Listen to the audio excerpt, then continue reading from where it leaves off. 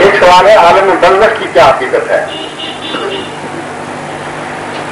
عالم برزخ کی حقیقت بھی معلوم ہونی چاہیے. خیریت پھیلانے میں ایک یہ بھی وجہ ہے، یعنی یہ بھی ایک ذریعہ بنا لیا گیا ہے کہ گویا اسلام کا تصور مرنے کے بعد کا ایسا لغو اور بےمانی اور سچی ہے کہ کوئی معقول آدمی اس دنیا میں اس تصور کو قبول نہیں کر سکتا.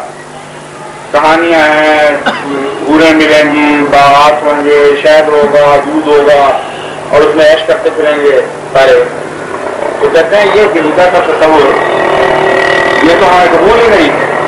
اور عالم برزخ ہو گئے وہ کیا چیزیں ہیں؟ اگر آپ حضرت مرزا صاحب کی قرآن کریم کی تفاسیر کو نکال دیں اس کچے سے تو پیچھے وہی کچھ رہ جاتا ہے جس کے نتیجے میں ذہنیت پھیل رہی ہے. حضرت مرزا صاحب تشریف لائے اور یہ بہت بڑا احسان ہے حکومت کا خدا تعالیٰ کا کہ آپ کے ذریعے ان باتوں کے حل پیش کیے قرآن و حدیث کی روح سے جس کو علماء نے بگاڑ کر کہانیوں میں تبدیل کر دیا تھا.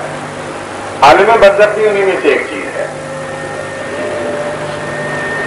حضرت مسیح علیہ السلام نے فرمایا کہ لوگ جو یہ کہتے ہیں علماء کہ ظاہری قبر جس میں ہم پڑھتے ہیں یہی وہ قبر ہے جس میں کھڑکیاں کھلیں گی جنت اور جہنم کی، اور جس میں فرشتہ آئے گا قبر کے اندر اور پھر سوال جواب کرے گا، جاتے ہی نماز کا پوچھے گا اور پھر مارے گا گرز سے اگر وہ نہیں کرتا ہوگا. آپ نے فرمایا کہ یہ ساری حضرت صلی اللہ علیہ وآلہ وسلم کے کلام اور قرآن کریم پر غور نہ کرنے کے نتیجے میں کہانیاں بن گئی. قرآن کریم نے کہیں ایسی قبروں کا ایسے برزخ کا تصور پیش نہیں فرمایا. آپ نے فرمایا کہ ذرا عقل کرو، ہزاروں قبریں ہیں جو بعض دفعہ آسمانی حادثوں کے نتیجے میں ننگی ہو جاتی ہیں. وہاں بجوؤں کے سوراخ تو تم دیکھو گے لیکن فرشتوں کی کھلی ہوئی کھڑکیاں نہیں دیکھو گے. جنت اور جہنم کی ہوائیں اس طرح چلتی ہوئی نہیں تمہیں نظر آئیں گی. فرمایا ان پر غور کرو. قرآن کریم جو کہنا چاہتا ہے وہ اپنے مضمون کو خوب کھول کر بیان کرتا ہے. وہ اور باتیں ہیں، وہ یہ باتیں ہیں. قرآن کریم کا جو تصور ہے عالم برزخ کا اور قبر کا، اس کے متعلق تفصیلی مضمون تو میں یہاں بیان نہیں کر سکتا. میں آپ کو یہ آپ کی رہنمائی کر سکتا ہوں کہ حضرت مسیح موعود علیہ السلام کی ایک کتاب ہے اسلامی اصول کی فلسفی. اس میں ایک مذہبی کانفرنس میں یہ سوال جو سوال اٹھائے گئے تھے ان کا جواب ہے. اور ایک سوال یہ بھی تھا کہ مرنے کے بعد کیا ہوگا اور کیا کیفیت ہوگی. تو قرآن اور حدیث سے آپ نے اس مضمون پر نہر کی تیاری تفصیلی روشنی ڈالی ہے جو اتنی عقل کو مطمئن کرنے والی ہے. مسلمان کی عقل تو پہلے ہی تیار ہوتی ہے مطمئن ہونے کے لیے کہ اس زمانے میں جب یہ کتاب شائع ہوئی ہے تو مشہور ٹولسٹائی نے یہ لکھا کہ یہ ایک ایسی عظیم کتاب ہے جو کہ عام حیثیت میں رکھتی اور یہ کوئی غیر معمولی مرد ہے جس نے دنیا کو اس طرح چیلنج کیا ہے ان معاملات کے اوپر. تو آپ اندازہ کیجئے کہ اس کتاب کا کیا مقام ہوگا اس زمانے جب ہندوستان کی کوئی پوزیشن حیثیت نہیں تھی. قادیان کی بستی سے ایک آدمی کتاب لکھتا ہے اور دنیا کے بڑے بڑے لوگ ٹولسٹائی جیسے یہ اس کے اوپر تبصرے کرنے لگ جاتے ہیں. اس کو پڑھیں تو آپ پر یہ ساری حقیقتیں روشنی ہو جائیں گی اور یہ بھی یقین ہو جائے گا کہ یہ شخص کلام الہی سے بات کر رہا ہے، اپنی طرف سے بات نہیں کر رہا. 12 عالم برزخ کا خلاصہ میں آپ بتا دیتا ہوں. عالم برزخ سے مراد یہ ہے کہ مرنے کے بعد اس دن سے پہلے جس کو حشر نشر کہا جاتا ہے انسانی روح ایک لمبے درمیانی دور سے گزرے گی جس میں اس کی ڈیولپمنٹ ہوگی.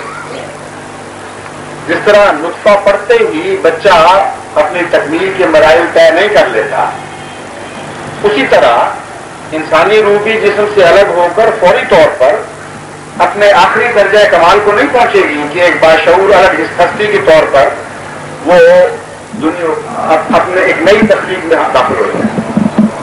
آپ نے قرآن سے استنباط کرتے ہوئے مختلف آیات سے اس مضمون کو بیان فرمایا ہے کہ وہ دور جس میں روح نے مکمل ہونا ہے اس دور میں ہی اس کی جنت اور جہنم کا فیصلہ بھی ہوگا. اور کھڑکیاں کھلنے سے مراد یہ ہے کہ ایک بیمار روح کو ان تکلیفوں کا احساس ہلکا ہلکا شروع ہو چکا ہوگا جو تکلیفیں اس نے اپنے لیے زندگی میں کمائی تھی. اور ایک نیک روح کو ان لذتوں کا بھی ہلکا ہلکا احساس شروع ہو جائے گا جو اس نے اس دنیا میں اپنے لیے خود پیدا کی، اللہ تعالیٰ کے فضل کے ساتھ نیکیوں پر عمل کرتا ہے۔ چنانچہ قرآن کریم میں بعد سے آخرت کی مثال یہ دی گئی کہ آخرت کی بعثت کی مثال تمہاری بعثت اولیٰ سے ہے، فرد واحدہ کی طرح تمہاری بعثت ہوگی۔ اب فرد واحدہ کی بعثت کیسے ہوتی ہے اس کے متعلق خود قرآن فرماتا ہے، یعنی یہ نہیں کہ ضرورت کہ آپ کے آج کل قرآن کے لوگوں کے متعلق اس کے چاہنے والے اپنی طرف سے لقمے ڈالیں قرآن کی منہ میں۔ ایک ایک چیز قرآن نے خود بیان فرمائی ہے۔ پہلے یہ فرمایا کہ نفس واحدہ کی طرح تم دوبارہ اٹھائے جاؤ گے۔ نفس واحدہ کس طرح اٹھایا جاتا، کیا ہوتا ہے اور کس طرح وہ پیدا ہوتا ہے؟ فرمایا ماں کے پیٹ میں ہم تمہیں جو شکلیں دیتے ہیں، تصویریں تمہاری مختلف بناتے ہیں، ان پر غور کرو تو تمہیں سمجھ آ جائے گی۔ کیسا حیرت انگیز کلام ہے۔ حضرت اقدس محمد مصطفیٰ صلی اللہ علیہ وسلم کے زمانے میں چیخ پھاڑ کا، جانوروں کی چیخ پھاڑ اور ان کی تحقیق کا نظام جاری نہیں ہوا تھا، تصور ہی کوئی نہیں تھا۔ اور ماں کا پیٹ پھاڑ کر کون دیکھ سکتا تھا کہ کیا کیا تصویریں بنتی؟ یہ ایک پیشگوئی والا کلام تھا، کیونکہ رسول کریم صلی اللہ علیہ وسلم ہر زمانے کے رسول ہیں، اس لیے قرآن کریم کے بعد چیلنج آنے والے انسانوں کے اوپر زیادہ روشن ہوئے کیونکہ وہ ترقی کر کے وہاں پہنچ گئے۔ اب جب سائنسدانوں نے ماں کے پیٹ کو پھاڑ پھاڑ کر مختلف حالات میں ان کا جائزہ لیا تو وہ حیران ہو گئے کہ ایک نفس واحدہ ایک معمولی کیڑے کی حیثیت رکھتا ہے، نہایت ہی ذلیل اور بیکار اور بے معنی دکھائی دیتا ہے، لیکن 9 مہینے کے اندر اندر ترقی کرتا کرتا وہ ایک انسان کامل کی شکل میں پہنچ جاتا ہے۔ تو فرمایا کہ تم جب فوت ہوگے تو تمہاری علیحدگی روح کی اس روح کے مقابل پر جس کو ہم نے مزید ترقی دینی ہے وہی مقام رکھتی ہے جیسے ماں کے پیٹ میں پہلے دن کا بچہ، پھر اس کو نئی شکلیں عطا ہوں۔ اس کا یہ مطلب نہیں ہے کہ انسان ادنا حالت کی طرف لوٹے گا، جس کو آپ عظیم الشان روح سمجھ رہے ہیں نا، اپنا احساس اور اپنے علم کے زور پر آپ سمجھتے ہیں ہم بہت بڑے باشعور لوگ ہیں۔ اللہ تعالیٰ یہ خوشخبری دے رہا ہے کہ تمہارا یہ شعور اس شعور کے مقابل پر جو تمہارے لیے مقدر ہے بہت پاک ہے، اتنی ادنا حیثیت رکھتا ہے جس طرح پیدا ہونے والا بچہ اس پہلے دن کے نسخے کے مقابل میں حیثیت رکھتا ہے جو ماں کے پیٹ میں ڈالا جائے گا۔ لامتناہی ترقیات ہوں گی اور ڈیولپمنٹ ہو۔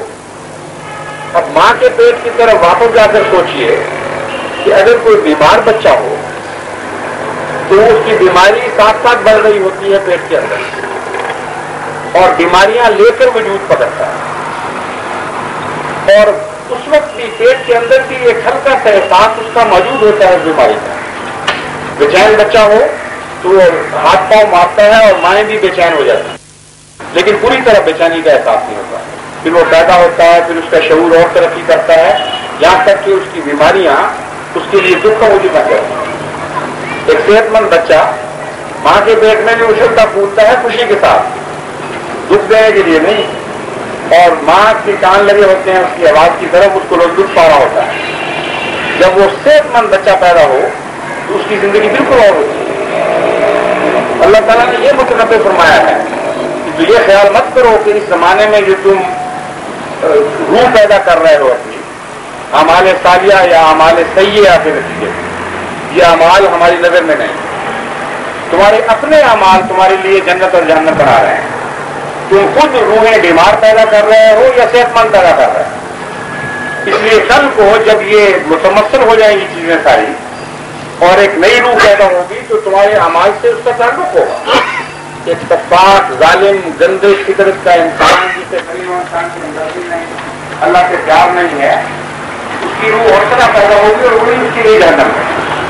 بس یہ سارا درمیانی دور جس میں روح نے پیدا ہونا ہے اور خدا تعالیٰ کہیں اس کو خبر کہتا ہے، کہیں ماں کے پیٹ سے مثال دیتا ہے، اس کا نام ہے عالم برزخ۔